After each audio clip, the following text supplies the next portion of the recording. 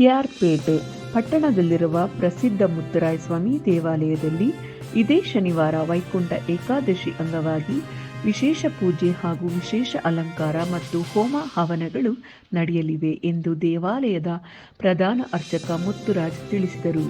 ಅವರು ದೇವಾಲಯದ ಆವರಣದಲ್ಲಿ ಪತ್ರಿಕಾಗೋಷ್ಠಿಯಲ್ಲಿ ಮಾತನಾಡುತ್ತಾ ಹೇಳಿದರು.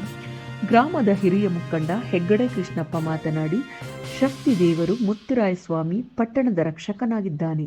100 ವರ್ಷಗಳ ಹಿಂದೆ ಕಾಲರಾ, ಪ್ಲೇಗ್ ಮುಂತಾದ ಅನೇಕ ಗಂಭೀರ ಕಾಯಿಲೆಗಳಿಗೆ ತುತ್ತಾಗಿ ಜನರು ಮರಣ ಹೊಂದುತ್ತಿದ್ದಾಗ ಶ್ರೀಮನ್ನಾರಾಯಣ ತದ್ರೂಪಿಯಾಗಿ ಮುತ್ತುರಾಯ ಸ್ವಾಮಿ ಅವತಾರ ಪುರುಷನಾಗಿ ಕಾಯಿಲೆಯನ್ನು ಬಡಿದೋಡಿಸಿ ಪಟ್ಟಣದ ಜನರನ್ನು ನಿರ್ಭೀತಿಯಿಂದ ಹೊರತಂದು ಜನರು ನೆಮ್ಮದಿಯಿಂದ ಜೀವನ ಮಾಡಲು ಅನುವು ಮಾಡಿಕೊಟ್ಟನು.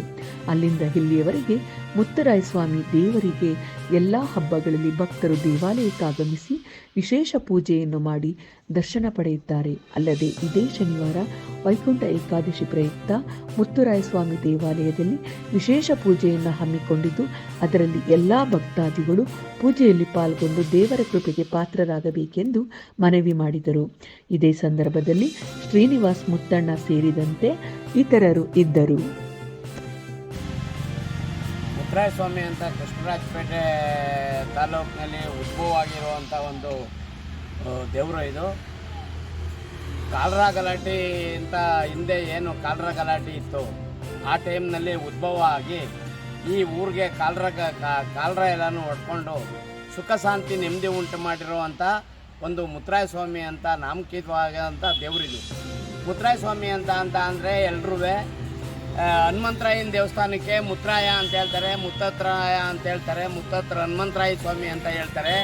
ಇದು ಶ್ರೀನಿವಾಸ ಸ್ವಾಮಿ, ಶ್ರೀಮನ್ನಾರಾಯಣನ ಸ್ವಾಮಿಗೆ ನಮ್ಮ ಗ್ರಾಮದಲ್ಲಿ ಕೃಷ್ಣರಾಜಪೇಟೆ ಗ್ರಾಮದಲ್ಲಿ ಮುತ್ತರಾಯ ಸ್ವಾಮಿ ಅಂತ ನಾಮಾಂಕಿತವಾಗಿರುವಂಥದ್ದು. ಇದು ಭಾಳ ಪವರ್ಫುಲ್ ದೇವರಿದು.